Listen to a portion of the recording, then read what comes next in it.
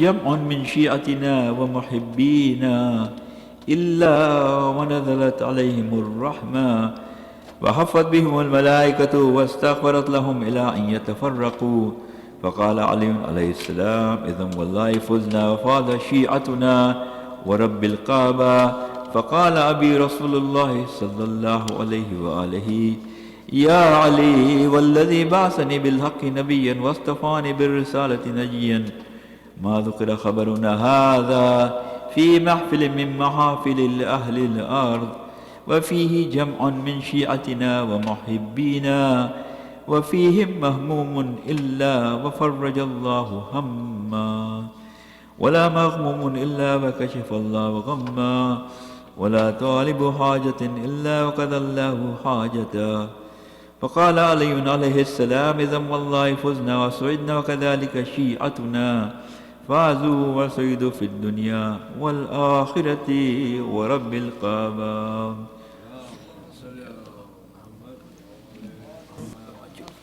يا حسين ابن علي.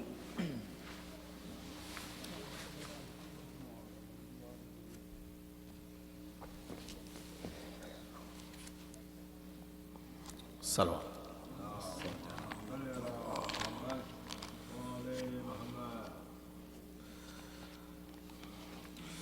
ذکر غم حسین سے محفل سجی رہی، گل ہو گیا چراغ مگر روشنی، گل ہو گیا چراغ مگر روشنی، اشک غم حسین کا ٹوٹا نہ سلسلہ، رومال فاطمہ میں ہمیشہ نمی، رومال فاطمہ میں ہمیشہ نمی رہی، ذکر غم حسین۔ پدر کی موت ہے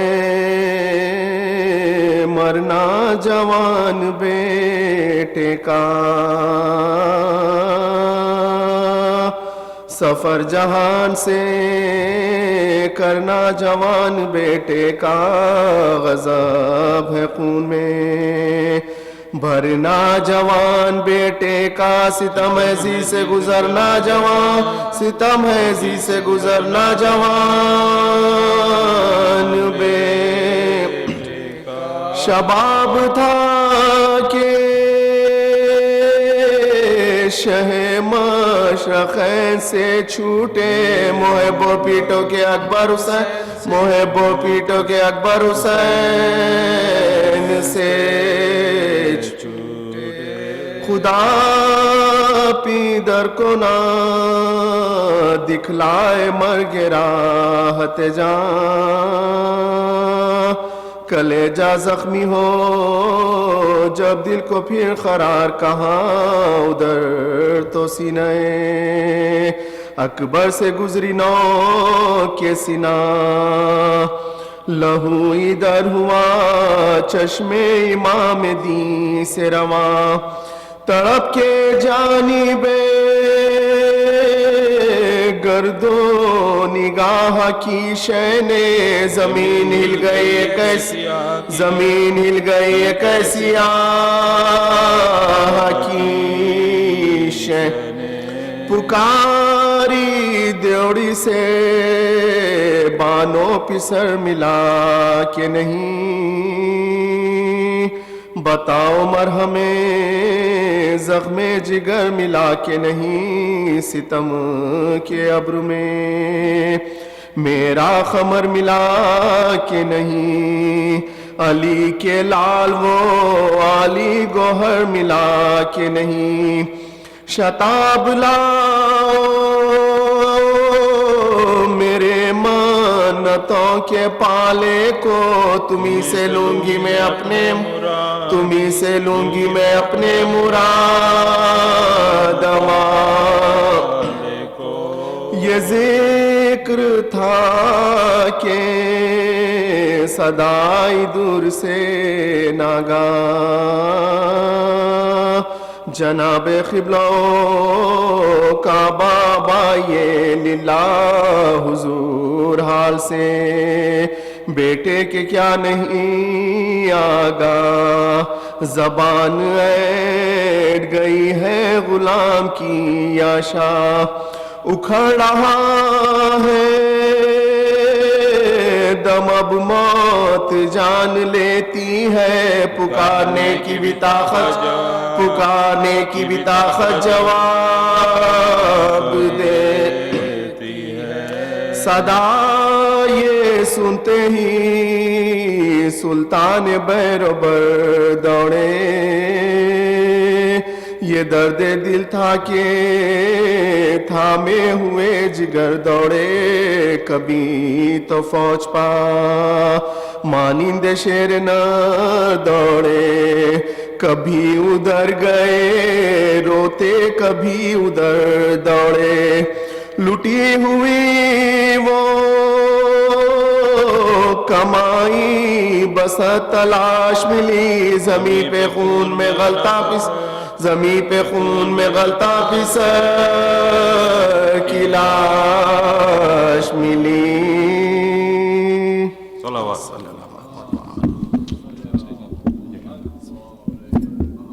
مومنین و مومنات ایک اعلان سماعت فرما لیں نیکسٹ تھرسڈے کو جشن حضرت ولادت حضرت امام علی رضا علیہ السلام منعقد ہوگا جو کہ ٹائمنگ اس کے یہی ہوں گے کہ پہلے نماز مغربین ہوگی اس کے بعد دعائے کمیل اور اس کے بعد جشن ولادت حضرت امام رضا علیہ السلام منعقد ہوگا لہٰذا آپ لوگ نوٹ فرما لیں شکریہ السلام علیکم صلوات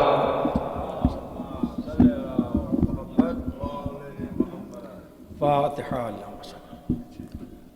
بسم اللہ الرحمن الرحیم الحمد للہ رب العالمین الرحمن الرحیم مالک یوم الدین ایاک نعبد و ایاک نستعین اهدنا الصراط المستقیم صراط الذین انعمت علیہم غیر المغضوب علیہم ولا الضالین اللہم صل وسلم لا حول ولا قوة الا باللہ العلی العظیم اعوذ باللہ من الشیطان الرجیم بسم اللہ الرحمن الرحیم الحمد للہ رب العالمین الحمد للہ الاول بلا اول کان قبلہ والآخر بعد الآخر یکون بعدہ والصلاة والسلام علی اشرف الانبیاء والمرسلین وخاتم النبیین المخاطب بطاہ ویاسین الملقب رحمت للعالمین وآلہ الطیبین الطاہرین المعصومین المظلومین ولعنۃ اللہ علی اعدائہم اجمعین من یومنا ھذا الی قیام یوم الدین اما بعد فقد قال اللہ الحکیم بسم اللہ الرحمن الرحیم انما یرید اللہ لیذھب عنکم الرجس اہل البیت ویطہرکم تطہیرا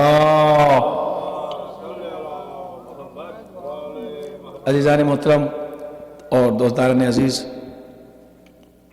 بہرحال ٹھنڈک بھی ہے اور یہ مہینہ بھی وہی ہم نے کہا ہم تو اب سیزن کے اعتبار سے لوگ مجمع آتا ہے اور یہ مہینہ بھی ذی قعد کا ہے ذی قعد کہتے ہیں اس کو ذی معنی والا اور قاف عین دال قعد کے معنی ہوتے ہیں عربی میں بیٹھنے کے قعود معنی بیٹھنا جیسے آپ کہتے ہیں قیام اور قعود قیام معنی کھڑا ہونا قعود معنی بیٹھنا یا نماز میں جب کھڑے ہوتے تو آپ کہتے ہیں بحول اللہ وقوت ہی اللہ کی مدد و طاقت سے اور اس کی قوت سے اقوم ہم کھڑے ہوتے واقعد اور بیٹھتے ہیں تو ذی قعد اس لیے کہتے ہیں کہ عرب اس میں جو تھی کوئی کھیتی ویتی نہیں کرتے تھے آرام سے گھر میں بیٹھے رہتے تھے تو یہ بیٹھنے کا مہینہ ہے تو آرام سے لوگ بیٹھے ہیں پھر بقرعید میں اٹھیں گے لیکن اس کے بعد جو جمعرات آئے گی جیسا کہ عموماً یہاں رواج ہے کہ اگر عین کسی ولادت یا شہادت کی شب جمعرات کو پڑ جاتی ہے کہ جمعے کو ولادت یا شہادت ہے تو تاکہ اس تاریخ کی برکت سے محرومی نہ رہے اس لیے عموماً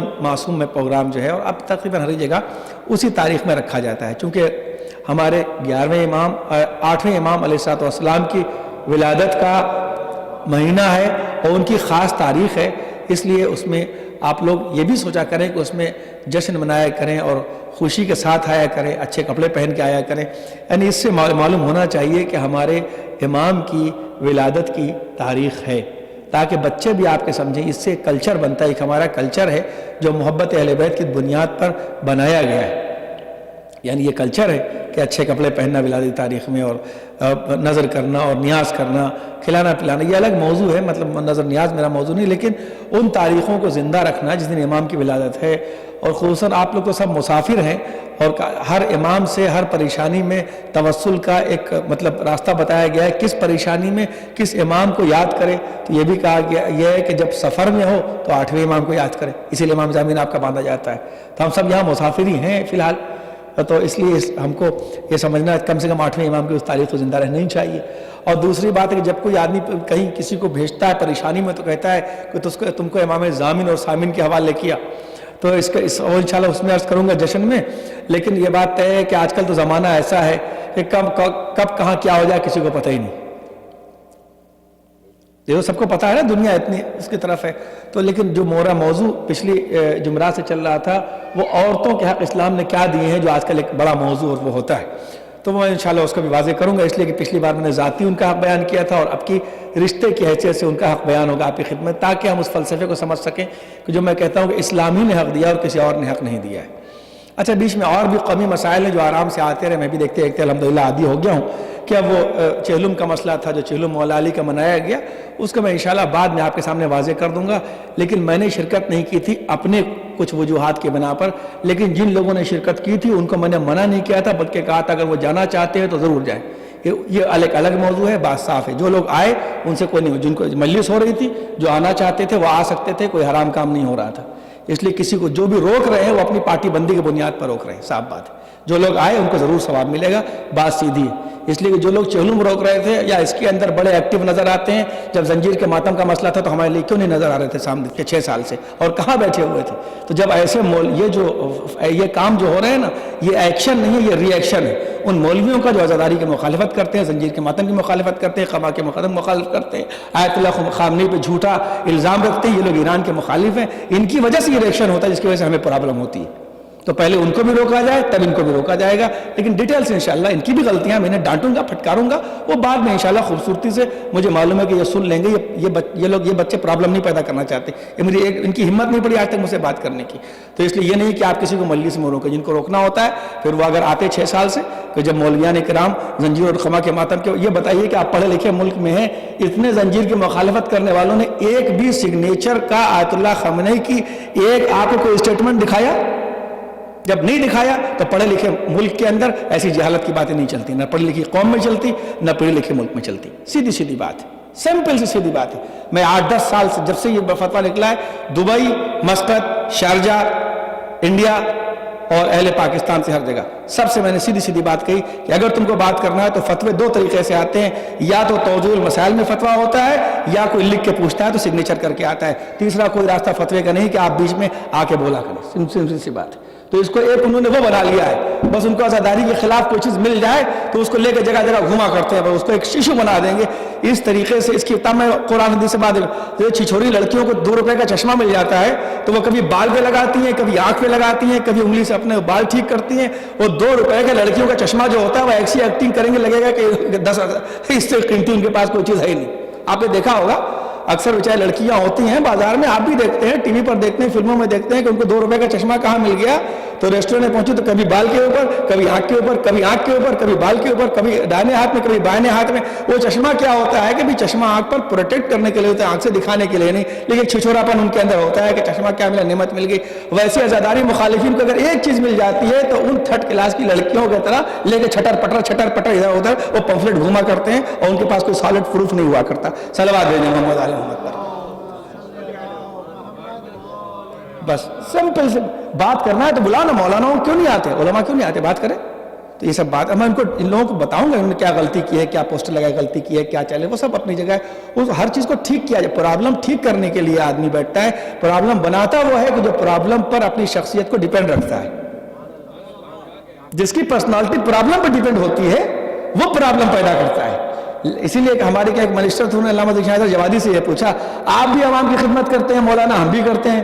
मौलवी ये बताइए दोनों में फ़र्क क्या है? तो उन्होंने कहा जब कौम परेशान होती है तो आपकी दुकान चलती है, सुकून से बैठती है तो हमारी दुकान चलती है। तो यह है बस एक सलवात भेजा मोहम्मद आले मोहम्मद पर। अब उसमें यह भी आता है, देखिए आदमी का ताल्लुक एहसास से होता है, उसे बार बार मैं आपके पढ़ चुका हूँ और इंशाअल्लाह पढ़ूंगा। बैल आप ज़रूर तशरीफ़ लाइए, 8वें इमाम का जश्न मनाइए, शान और शौकत से मनाइए। तो अब यह है कि औरत का हक़ नहीं दिया। 2-3 पॉइंट चूँकि मेरे सामने पूरा मजमा वो बैठा है, ये दूसरी किस्त चल रही है, 3 जुमरात हो चुकी है। पहली जुमरात मैंने महरम नामहरम पे पढ़ा था, दूसरी जुमरात में औरतों के ज़ाती हुकूक पढ़े थे, और ये तीसरी जुमरात है और वक्त कम है, वो पढ़ रहा हूँ कि औरत का रिश्ते के एतबार से क्या हक़ है। उसमें सबसे बड़ी बात जब औरत के लिए ये होती है कि साहब औरत को, मर्द को इस बात का हक़ है कि वो जब चाहे तलाक दे दे औरत को शादी के बाद, औरत लेकिन मजबूर है, वो तलाक नहीं दे सकती। ये इस्लाम ने क्या हक़ दिया है? सवाल है, यहाँ की ज़बान में अच्छा सवाल है। सवाल ये पैदा होता है कि देखिए जब तक उसकी हकीकत को आप न समझें, इस्लाम ने बल्कि दुनिया के हर मज़हब ने तकरीबन निकाह को मामला करार दिया है, इबादत में नहीं है। मामला उसे कहते हैं शरीयत में, इबादत वो है जिसमें नियत की शर्त है। नमाज आपके और, समझ रहे हैं कि नहीं, आपके और अल्लाह के बीच का मसला है, रोज़ा आपके अल्लाह के बीच का मसला, उसमें नियत की शर्त है। लेकिन जब निकाह होगा तो हमेशा उसमें 2 आदमी होंगे। निकाह है, तिलाक है, कर्जा है, हदिया है, तोहफा है, गिफ्ट है, ये खुला है, ये सब चीज़ें शरीयत के फ़िक़्ह के कानून शरीयत में मामलात में आती हैं जिसमें 2 आदमी शरीक होते हैं। उसमें इसलिए कि आदमी नियत नहीं जानता। आप कहीं मेरी नियत ये थी मकान बेचने की, मेरी 10 लाख की नियत थी, मैंने 8 लाख में दिया तो 2 लाख लाओ, तो मुआशरा फसाद का शिकार हो जाएगा। इसलिए मामले में शरीयत ने नियत की कंडीशन नहीं रखी है, लफ्ज़ की कंडीशन रखी है कि क्या लफ्ज़ कहा और क्या एग्रीमेंट पे लिखा। दुनिया में ये होता है, आप मकान खरीदें, गाड़ी खरीदें, उसकी वारंटी और कुछ भी होता है, उसमें आपके नियत की शर्त नहीं होती, ना कंपनी की नियत, ना मैनेजर की नियत, ना आपकी नियत, बल्कि उसमें मामले में लफ्ज़ देखे जाते हैं कि जब आप मकान खरीदेंगे उसके कानूनी अल्फाज अलग होते हैं, आप गाड़ी खरीदेंगे उसके कानूनी अल्फाज अलग होते हैं, यहाँ भी आप कोर्ट में निकाह करेंगे उसके कानूनी अल्फाज अलग होते हैं। उसी तरीके से शरीयत ने शादी से पहले, तवज्जो कीजिएगा कि चूँकि तारीख़ इस्लाम में, थोड़ी सी बातें पिछले जुमे में कह चुका हूँ, तारीख़ इसको आप गौर करें, अगर थोड़ी सी आप गौर करें, जैसा डीप बयान है कि चूंकि इस्लाम की तारीख एक अलग है, दुनिया की तारीख अलग है। दुनिया ने हमेशा औरत पर जुल्म किया, इसीलिए आप सुनते हैं कि औरत इतनी मजबूर थी अरब में कि लड़कियों को जिंदा दफन करते थे। ये तो सुना है आपने, लेकिन आपने कभी ये नहीं सुना होगा कि पूरी हिस्ट्री उठा ले, सैकड़ों किताबें उठा ले, मर्द दफन करता था, कभी माँ को दफन करते हुए एक वाकया भी आपने दिखा सकते। इसका मतलब मर्द लड़की को दफन करता था। उन्होंने इसलिए क्यों, माँ की मोहब्बत रखते हुए भी इतनी मजबूर थी कि वो बाप को रोक नहीं सकती थी कि तुम लड़की को क्यों दफन कर रहे हो। तो अरब के माशरे में इतनी औरत मजबूर कर दी गई थी, यहां तक कि औरत को कोई इख्तियार नहीं था, जो मर्द जब चाहे निकाह में लिख ले कि वो हाँ कहे कि नहीं कहे। तो अब इस्लाम ने आने के बाद पहला कानून पर्दा दिया, यानी पर्दा, मैं इसको बहुत पढ़ चुका हूं कि इस सत्र को कि पर्दा जो है वो औरत को दिया कि पर्दा कैद नहीं है, आज़ादी है। मतलब यह है कि तुम मर्दों की कैद में नहीं हो कि वो जब चाहे तुम्हें जैसे चाहे नौकरानी या कनीज बना के इस्तेमाल करें, बल्कि तुम अपने को सर से पैर तक छुपाओ, जब तक तुम इजाजत न दो मर्द तुम्हारी तरफ देख नहीं सकता। आप बताइए, बैंक में आपको कोई पैसा दिया जाए कि जाके जमा करिए, वो दूसरे का पैसा होगा कि आपका पैसा होगा? आप दूसरे का पैसा तो अपने अकाउंट में नहीं जमा कर सकते, आपका पैसा होता। तो पहले पर्दा आजादी है, मर्द की कैद से, पर्दा कैद नहीं है। कहा तुम अपने नफ्स को आजाद समझो और छुपाओ, और जब तक तुम इजाजत नहीं दोगी मर्द छूना तो छूना, देखने का भी कानूनी राइट नहीं रखता बदन के किसी हिस्से को बगैर इजाजत के। ये इस्लाम ने सबसे पहले आजादी का, औरत आजाद है। इसीलिए जब मामला होता है, तो अब जब पहले औरत मामला करती है, तो ये कानून शरीयत है, तो अब उसमें औरत को मुकम्मल आज़ादी है कि वो जो चाहे कंडीशन रख ले। कंडीशन में शरीयत ने कोई कैद नहीं लगाई है कि वो क्या कंडीशन रखे, कोई इसीलिए अब सीगा पढ़ा जाता है तो जो पहले जो मौलाना पढ़ते हैं वो लड़की के अटर्नी होते हैं, यानी अनका तो मुअक्किला का अलल महरी मालूम, मैं निकाह पढ़ता हूँ अपनी मुअक्किला का, तुम्हारे जिसने मुझे अटर्नी बनाया है, तुम्हारे वकील से जिसने तुमको वकील बनाया है, इस मेहर पर, इस कंडीशन पर क्या तुमको एक्सेप्ट है? तो वो कहता है कबिल तुम निकाह, हम कबिल तो के माने होते हैं हमें एक्सेप्ट है। इसका मतलब कंडीशन औरत की तरफ से होती है कि वो कहती है अगर तुम्हें कबूल है तो मेरे साथ रहो, वरना दरवाजा खोलो जाओ। तो जो क्या आपने, तो अब जब औरत को पूरी आज़ादी दी तो वो कंडीशन पूरी रख सकती है जब, तो अब ये खुद अक्ल का तकाजा है, फितरत का तकाजा ये है कि अब मर्द को कुछ इख्तियार शादी के बाद होने चाहिए। اب اس میں یہ نہیں، اس میں کوئی شرط روکا. اب جو آپ کنڈیشن جب رکھتے ہیں، ذرا باریکی کو غور کریں، جب آپ کنڈیشن رکھتے ہیں تو سرکمنٹینسز اور حالات کے مطابق کنڈیشن ہوتی ہے. کیسے حالات ہیں، توجہ کریں نا. جیسے آپ کسی کام میں جب کنڈیشن رکھیں گے، صاحب وہ امریکہ کے اندر جب آپ کسی سے آپ مکان کا معاملہ کریں، آپ کے پاس اگر گرین کارڈ نہیں ہے، کچھ نہیں ہے، تو آپ آج معاملہ کریں گے تو ہو سکتا ہے آپ اس پہ لکھ دیں اگر میں بیچ میں ڈپورٹ کر دیا گیا تو یہ مکان کا پیسہ فلاں کو دینا، خدا نہ خواستہ. اگر مجھے گرین کارڈ مل گیا، میں رہ گیا تو یہ دینا. یعنی جہاں کے آپ خود ہی سمجھ گئے، یعنی جیسے حالات ہوتے ہیں، جیسا زمانہ ہوتا ہے، جو سرکمسٹینسز کے ریکوائرمنٹ ہوتے ہیں، اس کے مطابق دنیا کے ہر معاملے کے اندر کنڈیشن رکھی جاتی ہیں. کنڈیشن کوئی کسی کی معین نہیں ہوا کرتی. جب حالات کے مطابق ہوتی ہے تو اب عورت جیسے اب جب یہاں آپ دیکھتے ہیں کہ روز طلاق ہو رہی ہے، روزانہ مرد دیکھا کہ 6 سال گزر گئے اور مردوں نے کورٹ سے بھی طلاق ہو گئی، لیکن مرد اس کا مس یوز کرتے ہیں شریعت کا کہ نہ مولانا کی بلانے پہ آتے، نہ مولانا کی کال پہ آتے، اور عورت سے خالی بدلہ لیتے ہیں اور اسے پریشان کر کے ٹارچر کرتے ہیں شریعت کے اس قانون سے فائدہ اٹھا کر کہ جب تک کہ مرد راضی نہ ہو طلاق بھی نہیں ہو سکتا، خلا بھی نہیں ہو سکتا. تو پریشان کرتے ہیں کہ نہیں کرتے؟ اگر کرتے ہیں تو اس حالات میں عورت جب اس کو کنڈیشن کی آزادی ہے تو وہ یہ کنڈیشن بھی نکاح سے پہلے رکھ سنیے گا، پوچھ لیجیے گا. یہ قانون کی بات ہے، قانون کی کتاب دکھا دوں گا آپ کو کہ اب وہ عورت سے یہ کنڈیشن رکھ لے کہ بھئی ٹھیک ہے، اگر ہماری زندگی اچھی گزر گئی تو ٹھیک ہے، اور اگر اس میں کوئی پرابلم آئی تو میری کنڈیشن یہ ہے کہ جب میں چاہوں گی جس مولانا سے طلاق پڑھوا لوں گی. اگر وہ کنڈیشن میں رکھ لے تو پھر مرد کے ہاتھ سے اختیار نکل جاتا ہے. جب عورت کا دل چاہے وہ طلاق مولانا سے پڑھوا کے الگ ہو سکتی ہے. بات ختم. کنڈیشن بڑھائے جیسے حالات ہے. جب حالات ایسے، اگر حالات ایسے ہیں کہ ہو سکتا ہے کہ عورت بیچاری کے پاس پیسہ نہ ہو، کم پیسہ ہو، جاب اس کی ایسی نہ ہو، اور معلوم ہوا کہ مہر تو $200 رکھا، وہی پتہ نہیں دیں گے نہیں، مرتے وقت معاف کرانے کے چکر میں، تو بہرحال جو تو عورت چاہے، توجہ کریں آپ، یہ بڑا معاملہ ہے، یہ معاشرے کے معاملات ہیں. عورت چاہے تو یہ کنڈیشن رکھ سکتی ہے. عورت چاہے یہ کنڈیشن، اچھا عورتوں کی بات ہوتی ہے تو عورتیں ہی بات زیادہ کرنے لگتی ہیں، پتہ نہیں کو صلوات بھیج دیں محمد علیہ محمد پر. توجہ کی عورت یہ ٹھیک ہے اگر ہمارے تعلقات اچھے رہے تو کوئی بات. لوگ کہتے ہیں 50%، میں نے پچھلے جمعے کو کہا تھا اسلام میں عورت کا 90% ہے، عورت کا 90% ہے، 100% بھی ہے. اب معاملہ کرتے وقت عورت یہ کر لے بھائی، ابھی تو ایگریمنٹ ہو رہا ہے نا کہ بھائی دیکھو ایک بات بتا دیتے ہیں، اگر زندگی اچھی گزر گئی تو ٹھیک ہے. جو میں نے کہا تھا کہ تو من شدم من تو شدی طاقت نہ گویا بعد ازا تو دیگرم من دیگری، یہ اگر ایسا ہو جاتا کوئی بات نہیں، کہ دونوں محبت پیدا ہو گئی تو کوئی بات نہیں ہے. لیکن اگر تو ہم $200 کے اوپر مہر چل جائے گا، دونوں ساتھ چلیں گے پیار و محبت پر. لیکن اگر طلاق ہوئی تو ہم $1,00,000 لیں گے، یا تمہاری پراپرٹی میں سے 50% لیں گے، 60 لیں گے، 90 لیں گے، تمہاری پوری پراپرٹی لے لیں گے. جو بھی چاہے اس کو اختیار ہے. وہ کنڈیشن رکھ لے عورت پہلے، اس کو اللہ نے ہر طریقے کی آزادی دی ہے. تو جب اس کو پہلے آزادی دی ہے تو وہ بھی عقل رکھتی ہے. وہ عقل کے اعتبار سے وہ اپنا پوری کنڈیشن رکھ کے اپنے کو خود دنیا کے اندر، عورت یہاں جاب کر سکتی ہے، ہوائی جہاز اڑا سکتی ہے، ڈرائیونگ 2 دن میں سیکھ سکتی ہے، مکان خرید سکتی ہے، ساری چیز کر سکتی ہے. تو پھر اسلامی کے اندر کیوں عقل فیل ہو جاتی ہے پہلے سے عورت؟ اب حالات ایسے نہیں ہیں. میں تو اپنی بیٹی کا نکاح کروں گا تو میں پہلے لکھ لوں گا بھائی کہ اگر ایسے سیدھی بات ہے. میں تو جو آپ کو دعا سے کرتا ہوں اس کو فیملی میں پہلے لاگو کرتا ہوں. یہ میری ایک وہ ہے کہ اگر حالات ٹھیک ٹھاک رہے تو ٹھیک ہے، ورنہ پورا اس کے بعد مداخلہ کا حق مجھے رہے گا باپ کی حیثیت سے.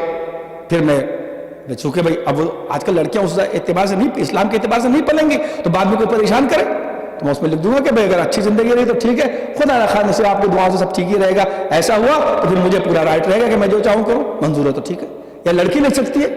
تو مختصر یہ ہے، شارٹلی یہ ہے کہ جب پوری کنڈیشن کا اختیار لڑکی کو ہے، عورت کو ہے، تو اللہ نے اسی لیے رکھا کہ بعد میں شادی کے پھر اختیار جو ہے وہ کچھ مرد کا اس لیے بنے گا کہ الرجال قوامون علی النساء، کہ جو آپ اپنے آفس میں جاتے ہیں تو یہ نہیں کہتے کہ ہمارے سر کو، کوئی عورت یہ نہیں کہتی کہ جو ہمارا باس ہے وہ ہمارے برابر کیوں نہیں آ کے بیٹھتا، جبکہ وہ محنت کرنے کے بعد وہ پیسہ دیتا ہے. تو جو بیچارہ دن رات محنت کر کے کھٹ کے ذلت سہ کے پسینہ بہا کے باہر کما رہا ہے تو بہرحال اس کی گدی کا ایک احترام شوہر کا شریعت نے اپنے قانون میں رکھا ہے.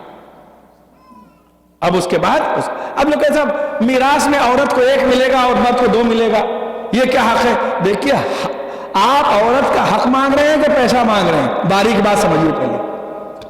پیسہ آپ مانگ رہے ہیں کہ حق مانگ رہے ہیں؟ حق اور پیسے میں فرق ہے کہ اسلام نے حق غصب کیا، عورت کا 1 رکھا، مرد کا 2. بے حق تھوڑی غصب کیا، پیسہ کم کیا. جس کا جو حق ہوتا ہے اسے دیا. کسی کا $2 حق ہے تو اسے $2 دیا جائے گا، کسی کا $10 حق ہے تو اسے $10 دیا جائے گا. دنیا میں دیا ہی جاتا ہے. بھئی آپ لوگ اسپیشل ڈاکٹرز بیٹھے ہیں، بتائیے جتنا آپ کو ملتا ہے نرسوں کو اتنا ہی ملتا ہے؟ نہیں، اس لیے جو نرسوں کا حق ہے وہ انہیں ملے گا. آپ نے 15 سال محنت کی ہے پڑھ کر، جو آپ کا حق ہے آپ کو ملتا ہے، تو حق اور ہوتا ہے، پیسہ اور ہوتا ہے.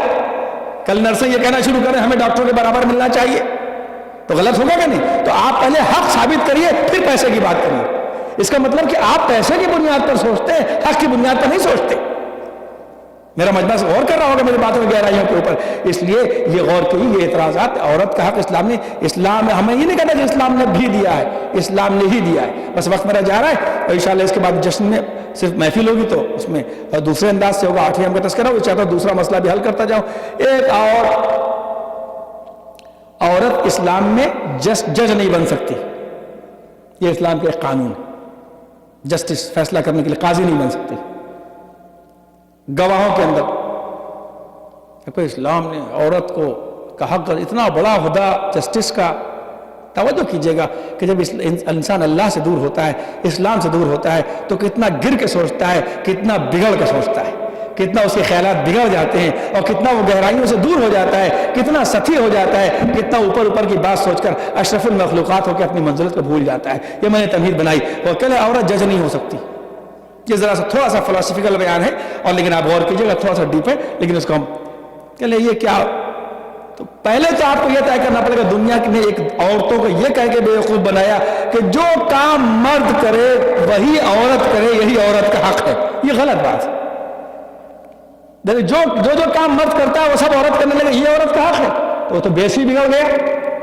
میں نے اس سے پہلے جمعرات کو عرض کیا تھا، میرے سامنے ڈاکٹرز ماشاءاللہ بیٹھی ہیں، اللہ اچھا رکھے، کہ یہ بات تو طے ہے کہ دونوں کے فزیکل مینٹیننس میں فرق ہے کہ نہیں؟ فرق ہے کہ نہیں؟ جب دونوں میں فرق ہے تو احکام الگ الگ ہوں گے. یہ میں نے کہا تھا، دہرا دو. تو جب یہ طے ہے تو اب یہ کیا، عورت کو جج نہیں بنایا، عورت کو گواہی میں یہ رکھا، تو سوال یہ پیدا ہوتا ہے کہ یہ عورت کو جج یعنی وہی پہلے بنیادی طور سے آپ اسے ختم کریں کہ عورت اگر ہر کام وہ کرے جو مرد کرتا ہے، یہ عورت کا حق نہیں ہو سکتا. پہلے اس کو آپ کو دماغ سے نکالنا پڑے گا. توجہ کیا؟ یہ تو وہی سی بات ہے کہ آپ گائے سے ہل جوتنے لگیں اور بیل سے دودھ کی امید رکھیں. سیدھی سی بات ہے. گائے سے ہل جوتنے لگے، بیل سے دودھ کی امید رکھے، تو آدمی آپ کو بیوقوف سمجھے گا. بیل کو اللہ نے بنایا دوسرے کام کے لیے، گائے کو دوسرے کام کے لیے بنایا، ہر چیز کو جو بنایا ہے. اور دوسرا پوائنٹ آپ کے سامنے میں اس وقت واضح نہیں کر سکتا، صرف اس کی سرخی اب ہیڈنگ دے رہا ہوں کہ جب تک آپ یہ سمجھیں گے مرد ایک الگ پارٹی ہے، عورت ایک الگ پارٹی ہے، دونوں میں بارڈر ہے بیچ کے اندر، دونوں لڑ رہے ہیں، اس وقت تک حل نہیں کر سکیں گے. جب تک یہ نہیں سوچیں گے آپ کہ مرد اور عورت معاشرے کا یوں حصہ ہیں، جیسے آپ یہ نہیں طے کر سکتے کہ دائنی آنکھ بہتر ہے کہ بائیں آنکھ بہتر ہے. دونوں آنکھوں کو ملا کے سوچئے، دونوں کو الگ الگ گروپ نہ بنائیے. دونوں ہاتھوں کو ملا کے سوچئے، دونوں ہاتھوں کو الگ الگ گروپ نہ بنائیے. دونوں کانوں کو ملا کے سوچئے، الگ الگ گروپ نہ بنائیے. اس کا اپنا کام ہے، اس کا اپنا کام ہے. ڈاکٹر صاحب آپ لوگ بیٹھے ہوئے جانتے ہیں، اب تو زمانہ اتنا ترقی کر گیا کہ دائنی آنکھ کے اسپیشلسٹ الگ ہوتے ہیں اور بائیں کے الگ ہوتے ہیں. ایسا ہو رہا ہے کہ نہیں آج کل؟ تو اب یہ سوچئے کہ دونوں مل کے معاشرے کا ایک حصہ ہے. دونوں کو ایسا نہیں ہے کہ وہ جنتا پارٹی ہے، کانگریس پارٹی ہے، پیپل پارٹی ہے، مسلم لیگ ہے. ایسا نہیں ہے. دونوں مل کر معاشرے کا ایک حصہ ہے.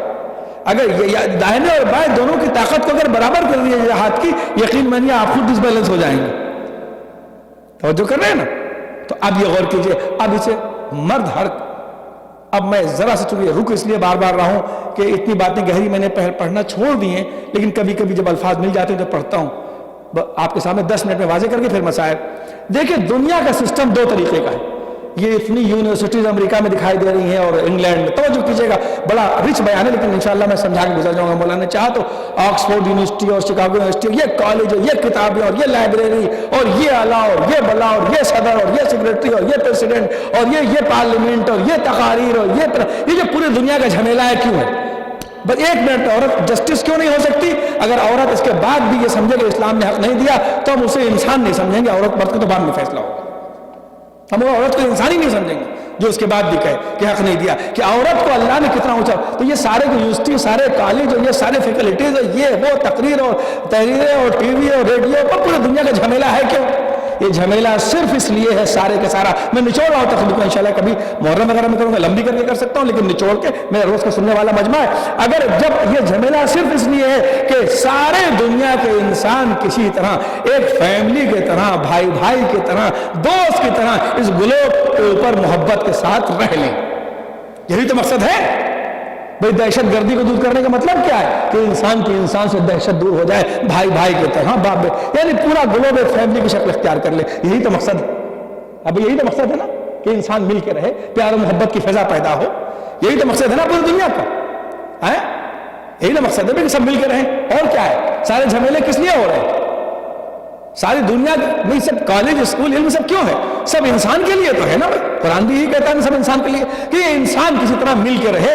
اس کا یہ اخلاقیات پیغمبر خود فرماتے ہیں میں اخلاق کی آخری منزلوں کو مکمل کرنے کے لیے بھیجا گیا ہوں. یہ اخلاق کیوں رکھا گیا؟ تاکہ سب مل کر ایک معاشرہ بنے اللہ کے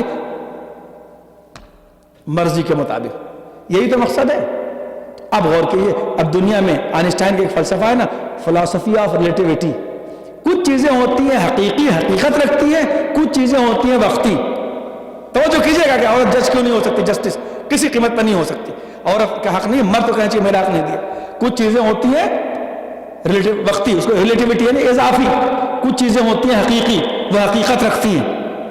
مطلب اگر کسی کا کان خراب ہو گیا تو وہ مشین لگا لیتا ہے، وہ اضافی چیز ہے. حقیقی یہ ہے کہ کان ہونا چاہیے. کسی آدمی کی آنکھ خراب ہو گئی چشمہ لگا لے تو وہ اضافی چیز ہے. حقیقت یہ ہے کہ اس کی آنکھ ٹھیک ہونی چاہیے. توجہ کی نا. اب بتائیے دنیا میں یہ پولیس، یہ ملٹری، یہ کورٹ، یہ عدالت، یہ جج، یہ وکیل، بھئی میری عورتوں سے گزارش ہے کہ ماشاءاللہ کافی زور سے بجھ رہی، کبھی کوئی اچھی آواز کی اگر عورتیں ہوتی تو میں بھی غور سے سنتا. صلوات بھیج دیا محمد علیہ محمد. ہاں توجہ کیجیے، ذرا گہرا بیان ہے اس لیے میں یہ بات. تو یہ سب کیوں ہے؟ یہ سب اس لیے ہے، توجہ کیجیے گا، یہ سب اس لیے ہے کہ یہ جو آپ کے سارے قوانین ہیں، توجہ کر، یہ سارے قوانین ہیں یہ کیوں ہیں؟ کیونکہ معاشرہ جو انسان کا آخری ٹارگٹ ہے، ولو 100 سال کے بعد ہو، ولو 1000 سال کے بعد ہو، ولو 1,00,000 سال کے بعد ہو، وہ ابھی پورا نہیں ہو رہا ہے. کہ جب جھگڑا ہی نہیں ہوگا کسی کے درمیان میں، جب ہر انسان اللہ کو حاضر و ناظر جان کر، اللہ کو نہ جان کر، اپنے کو ایک جینٹل مین سمجھ کر، جب ہر آدمی کو 100% یقین ہو جائے کہ جو بھی جب ریڈ لائٹ آئے گی آدمی ضرور روکے گا، آدمی کسی قیمت پہ اپنا بیلٹ نہیں نکالے گا، آدمی گرین لائٹ کر کے اوپر ہی پار کرے گا، جب اس بات کا 100% میک شیور ہو جائے تو پھر ٹریفک پولیس کی ضرورت کیا ہوگی؟ وہ تو اس لیے ہے کہ چونکہ وہاں پر جرم کرنے والے موجود ہیں. توجہ کر رہے ہیں نا. تو آدمی جانا کہاں چاہتا ہے؟ یعنی پوری دنیا میں آدمی جانا وہاں نہیں چاہتا کہ ٹریفک پولیس زیادہ ہو جائے. آدمی چاہتا ہے کہ معاشرہ اتنا صالح اور بیوٹیفل ہو جائے کہ ٹریفک پولیس کی ضرورت نہ پڑے. ملٹری پر ڈیفنس پہ اتنا خرچ ہوتا ہے لیکن کوئی آدمی بیسک میں گہرا بیان ہے، توجہ کا محتاج ہوں، میں کم کہتا ہوں توجہ کا محتاج ہوں کہ اگر ہر ملک کو ایک دوسرے پر اعتبار ہو جائے اور دنیا پوری گلوب پر بھائی بھائی کی طرح جینے لگے تو نہ ٹینک کی ضرورت ہے، نہ ملٹری کی ضرورت ہے، نہ اسلحوں کی ضرورت ہے. لیکن چونکہ انسان شک کی منزل میں ہے، جب وہ میک شیور ہو جائے گا کہ کوئی کسی کو نہیں ستائے گا تو یہ سب ختم ہو جائے گا. بس اسی طریقے سے جب یہ طے ہو جائے گا کہ جرم کا وجود نہیں ہے تو عدالت بیس لیس ہو جائے گی.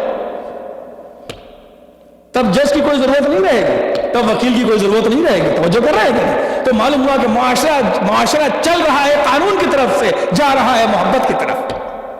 توجہ کہ آپ نے جملے کو غور کی، چل رہا ہے قانون کے ماتحت، جا رہا ہے محبت کی طرف. جب محبت کا ماحول ہو جائے گا تو پھر ان قوانین کی ضرورت نہیں پڑے گی جو صرف اس بنا پر ہوتے ہیں کہ آدمی جرم نہ کرے. اسی لیے شریعت نے بھی 2 قسم کے قانون شریعت رکھے، بڑے نازک. حدیثیں آپ کو دونوں ملیں گی کہ معاشرہ نہ بگڑ جائے تو کہا حدیث یہ بھی ملے گی کہ اگر اس دیوار کے پیچھے کوئی آدمی وہ رہتا ہے کہ جس کی ملکیت دیوار ہے تو تم اس کے اندر کیل ٹھونک کر اپنا فریم نہیں لگا سکتے جب تک اس کی اجازت نہ ہو، اس لیے کہ اس کی ملکیت ہے. یہ قانون بنایا. لیکن حدیث یہ بھی رکھی کہ مومن کیسے دوست ہوتے ہیں. چھٹے امام علیہ السلام فرماتے ہیں، توجہ کیجیے کہ مومن کی پہچان یہ ہے کہ مومن اس طریقے سے دوست ہو جائیں کہ اگر ایک مومن دوسرے مومن کے جیب میں اگر ہاتھ ڈال دے تو اس کے چادر قلب پہ شکن نہ پڑنے پائے. اسے یقین ہو کہ وہ چرائے گا نہیں، جو کام کرے گا عدالت و صداقت سے کرے گا. یعنی ایک طرف کا اجازت لو لیکن ماحول ایسا ہو جائے محبت کا کہ تم کو اجازت کی ضرورت ہی نہ پڑے، اس کو خود معلوم ہو کہ جو سامنے والا ہے وہ صحیح کام کرے گا. تو معلوم ہے عدالت تو عارضی چیز ہے، اس کی تو کوئی حقیقت نہیں ہے. تو اللہ نے عورت کو اتنا اونچا بنایا کہ پوری کائنات جس نظام کی طرف جانا چاہتی ہے، پورا دین جس سسٹم کی طرف جانا چاہتا ہے، پورا اسلام جس سسٹم کی طرف جانا چاہتا ہے، پوری دنیا جس سسٹم کی طرف جانا چاہتی ہے، پورے انٹلیکچوئل جس سسٹم کو چاہتے ہیں اپنے قلب سے، وہ جب آئے گا تو اس زمانے میں جیسے عہدے ہوں گے اس کے وہ عہدے عورت کے لیے اسلام نے پہلے ہی رکھا ہے اور جھنجھٹ سے دور رکھا ہے. عدالت میں کیا شریف ہے؟ خدا نخواستہ میں جاؤں، ارے یار مولانا خدا نخواستہ آپ عدالت میں کیوں گئے تھے؟ کل آپ کو وہاں کورٹ میں کیوں دیکھا تھا؟ تو وہاں جانا کوئی اچھی بات نہیں ہے، بری بات ہے. بلکہ شریف لوگ تو اپنا حق چلا بھی جائے، اپنا حق چلا بھی جائے، لے گیا کمبخت کیا.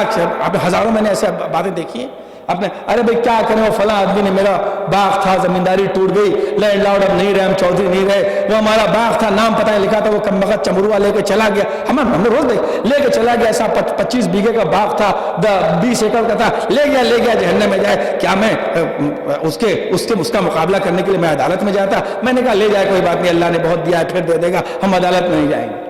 اس کا مطلب عدالت ایک وقتی اور عارضی چیز ہے. عورت یوں کیا کہتی ہے کہ اسے جج نہیں بنایا اور گواہی میں یہ بات رکھی ہے؟ اللہ نے عورت کو محبت کا پتلا بنایا ہے، اسی لیے اس کو جذبات عطا کیے، اسی لیے ماں کے حق الگ الگ عطا کیے. اور اسے جب ایسے معاشرہ ہو جائے گا، اب میں قرآن کے آیت کا ترجمہ پڑھ رہا ہوں، آیت احتیاط سے پڑھتا ہوں اس لیے مجھے آیت کے کچھ ٹکڑے زیر زبر میں ذرا سا شک ہے تو میں ترجمہ پڑھتا ہوں. تب اللہ وہاں بھی کہے گا کہ جاؤ تم داخل ہو جاؤ جنت میں اپنی بیویوں کے ساتھ. قرآن کی آیت ہے، تم پیر کے طریقے سے داخل ہو. جب یہ محبت میاں بیوی میں ہوگی تب جنت میں داخل ہوں گے. آپ پارٹی میں تو جاتے ہی نہیں ہے، جنت میں کیا داخل ہوں گے؟ صلوات بھیجیں محمد علیہ محمد. یا پارٹی میں تو جاتے ہی نہیں ساتھ، تو جنت میں کیا داخل ہوں گے؟ تو یہ اسلام محبت کا. پھر میں 2 حدیثیں اور پڑھ رہا ہوں کہ کہا گیا الحب و اساس الدین، محبت دین کی اساس ہے. پھر دوسری حدیث حل الدین حل الایمان حل الایمان الا الحب والبغض. امام فرماتے ہیں کیا بغض اور محبت کے علاوہ ایمان کوئی اور چیز بھی ہو سکتی ہے؟ تو معلوم ہوا یہ ہے، یہ حدیثیں. تو آپ اس نظام میں دیکھیں، فقہ کو سمجھنا اور ہے اور حقیقت فقہ کو سمجھنا اور. حقیقت کو آدمی سمجھے کہ اللہ کیا چاہتا ہے. جب وہ نظام ہوتا ہے، ایک واقعہ کہ عورت آ رہی ہے امام کے پاس جس نے کسی نے نہیں دیکھا، اس نے تنہائی میں بدکاری کی اور مولا علی سے یہ کہہ رہی ہے کہ آپ مجھے سزا دیں تاکہ عذاب آخرت سے بچ جاؤں. کتنے مولا کے پاس آئے؟ دیکھا آپ نے؟ چند دن جب مولا کو عارضی طور سے حکومت ملی تو مولا نے اپنا نظام بنا کے دکھا دیا. کتنے تاریخ میں ایسے واقعات ہیں جو کسی کی زندگی میں نہیں ملتے کہ کتنے زانی، میں یہ لفظ استعمال کر رہا ہوں مجبوراً ممبر کے اوپر زبان کو اللہ، کہ کتنے عورتیں کتنے مرد مولا کے پاس آئے، مولا عذاب آخرت سے بچا لیجئے، ہم نے تنہائی میں یہ گناہ کیا تھا، ہمیں کوڑا لگا دیجئے، ہم پر حد جاری کیجئے، ہم کو شرعی سزا، مولا واپس جا توبہ کر کے آ، جا استغفار کر کے آ، کسی کو مت بتا. اس کے بعد ہی نہیں مولا 80 کوڑے میرے ہوتے ہیں، میں نے اکیلے میں یہ گناہ کیا، کیوں کسی کو بتا رہا ہے؟ جا توبہ کر. تو جب علی کی حکومت ہوتی ہے تو آدمی اللہ کو حاضر ناظر سمجھ کر کام کرتا ہے. تو کسی کے دربار میں آ کر کوڑے کی خواہش کرے ایسی حکومت اور ہے، اور دروازے کوڑا لے کے پھرتا رہے ایسے حکومت اور ہوا کرتی ہے. صلوات بھیجیے محمد علیہ محمد پر. توجہ کہ یہ ہے تاریخ. حکم یہ چند دن کی علی ابن ابی طالب کی حکومت دیکھ لو، سوچ سمجھ میں کیسے آپ کہتے ہیں. ہم بچوں کو کیسے سمجھائیں کہ عورت کا حق کیا ہے؟ ہم بچوں کو کیسے سمجھائیں کہ ماں باپ کا حق کیا ہے؟ جب آپ بچوں کو تو سمجھا نہیں پاتے، مولانا کو سمجھانے آتے. جب آپ اپنے بچوں کو نہیں سمجھا جاتے، مولانا کیا سمجھائیں گے؟ کتابیں پڑھیے، ذرا دیکھیے اس کہ کون سی چیز کیا ہے، دنیا کی حقیقت کیا ہے. اب اسی لیے میں یہاں سے میں روکوں، خالی مجھے اپنا بیان اچھا کر کے آپ کی تعریف نہیں لینی ہے. آپ اگر شادی کریں تو اسلام دیکھیے نوابوں کا بنایا ہوا جو معاشرہ کا ہے وہ قانون الگ ہے. اس میں تو عورتوں سے بھی شادی ہوتی تھی، امام زمانہ سے بھی لوگ شادی کرتے تھے. یہ سب خرافات ہمارے یہاں ڈالی گئی ہیں.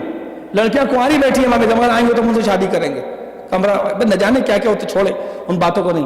قرآن سے شادی کر کے یہ سب چیزیں باقاعدہ پلان بنا کر اسلام کو بدنام کرنے کے لیے ڈالی گئی. بیان نہیں. دوسری طرف بس اتنی بات ہے کہ جب آپ یہاں ہیں تو اب آپ اس طریقے سے شادی جب کریں اپنے بچیوں کی تو اسلام کا قانون مولانا سے پوچھ کے اور پروٹیکشن پہلے ہی سے لے لیں لڑکی، تاکہ اسلام بھی بدنام نہ ہو اور اس کی زندگی بھی سیف رہے.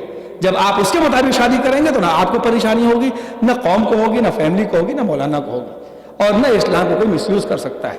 توجہ فرمائے آپ. ہماری کیا پریشانی یہ ہے کہ جب محبت ہوتی ہے تو سارے قانون بھول جاتے ہیں، پھر جب عداوت پہ اترتے ہیں تو قانون بھول جاتے ہیں. اب بتائیے کس طریقے سے معاشرے کے اندر اصلاح ہو سکتی ہے؟ جب ہم محبت کرتے ہیں، شادی کرنے چلے تو سارے قانون بھول گئے. ارے کوئی بات نہیں، اب تو کر ہی دے رہا ہے، لڑکا بہت اچھا ہے، لڑکی بڑی اچھی ہے. اور جب اختلافات ہوئے تو پھر سارے قانون بھول گئے. دونوں طرف قانون بھولیں گے تو کس طریقے سے معاشرہ بن سکتا ہے؟ آپ خود سوچیں. اس لیے پیغمبر نے صرف آخرت نہیں بتائی. جب لوگ اینٹیں اور پتھر مارتے تھے آپ کہتے تھے کہ تم مجھے پتھر مارتے ہو، میں تمہارے لیے فلاح دنیا اور آخرت لے کے آیا. عزیزان محترم، دوستان نظیر، انشاءاللہ اس کے بعد پھر 8ویں امام کی وہ میں پڑھوں گا آپ کے سامنے کہ امام کو رضا لقب کیوں دیا گیا ہے اور اس کی وجہ کیا ہے انشاءاللہ. اور 8ویں امام کے پورے ایک انقلاب جو آپ کے عجم میں آنے کے بعد ہوا ہے، اور انشاءاللہ بعد میں، اس لیے کہ وقت میرا ختم ہوا، اور ماتمداروں سے میری گزارش ہے کہ اسے خیال رکھیں کہ یہ سب سوالات کو آپ تک پہنچانا ضروری ہے اور آپ اس کو سمجھیں. اس لیے کہ ہم اسلام پہ ہم یہ کہتے ہیں اسلام نے یہ نہیں کیا. ایک بات اور، اسلام نے یہ نہیں کیا، یہ نہیں دیا، اس کا مطلب کہ آدمی کہتے وقت یہ تو سوچے کہ کیا کہہ رہا ہے. یعنی آپ یہ کہہ رہے ہیں کہ اللہ جو 70 ماں کے برابر محبت کرتا ہے اس نے نہیں دیا. یعنی یہ اللہ کو، آپ اسلام کو تھوڑی کہہ رہے ہیں اللہ نے نہیں دیا، یہ سرکار نے نہیں دیا، رسول نے یا امام نے نہیں دیا. یہ تو امام اور اللہ پر اعتراض ہو رہا ہے. اسلام نے نہیں دیا کہ مطلب کیا ہوا؟ بر حقیقت آپ نے غور کیا؟ انسان اسلام کے لیے زبان کھولتے وقت سوچے تو کہ کس کے بارے میں، کسی قانون کے بارے میں اپنی زبان کھول رہا ہے.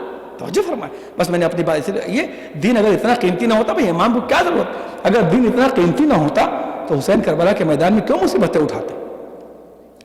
کیوں مصیبتیں اٹھاتے؟ آئیے کربلا کے میدان میں عورت کا کردار دیکھیے کہ 30 سال تک پوری خاموشی ہے.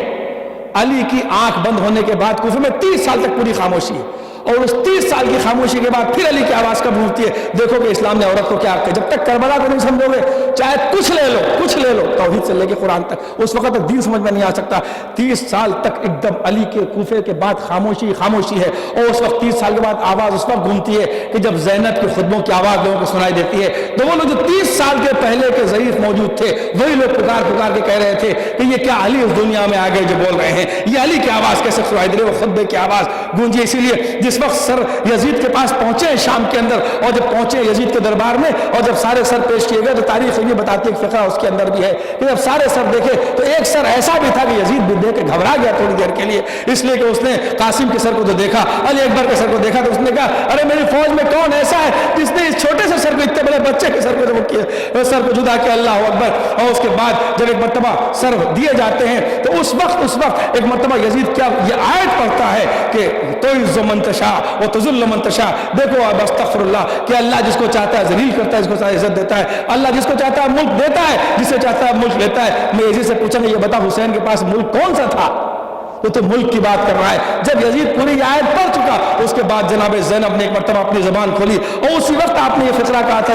یہ ایک الگ ٹاپک ہے، میں پڑھوں گا کہ کس وقت اہل بیت نے ہمیشہ جب کوئی تکبر کر کے آیا تو اس کو ویسے جواب دو. اسی وقت آپ نے وہ فقرہ کہا تھا یبنت طلقاء، اے ہمارے خاندان کے آزاد کردہ غلاموں کی اولادوں، تم مجھ سے اس طریقے سے بات کرتے ہو، تم قرآن کی آیتیں پڑھ رہے ہو. اس لیے کہ پیغمبر اکرم نے فتح مکہ کے بعد یہ فقرہ فرمایا تھا جب کفار کو چھوڑا تھا کہ انتم طلقاء، تم کو جب سب مجرم ہوگا تم آزاد ہو جاؤ.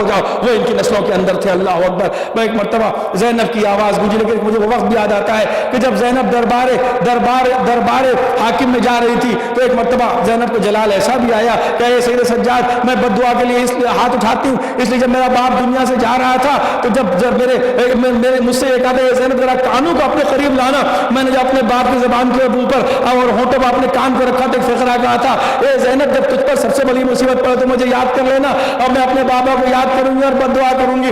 ایک مرتبہ اس درمیان میں سید سجاد آگے بڑھے، کہا اے پھوپھی اماں ذرا بابا کے سر کی طرف تو دیکھیے. جب صحابہ کے سر کی طرف دیکھا تو کیا دیکھا کہ دونوں آنکھوں سے آنسو جاری ہے. بہن بھائی کے آنکھوں سے آنسو دیکھ کے لگی بھیا 18 سال کے جوان کی لاش اٹھایا، آنکھوں میں ایسے آنسو نہ دیکھے. تم نے 6 مہینے کے بچے کی قبر بنائی، آنکھوں میں ایسے آنسو نہ دیکھے. اے بھیا تم نے قاسم کی لاش کے ٹکڑے اٹھائے، ایسے آنکھوں میں آنسو نہ دیکھے.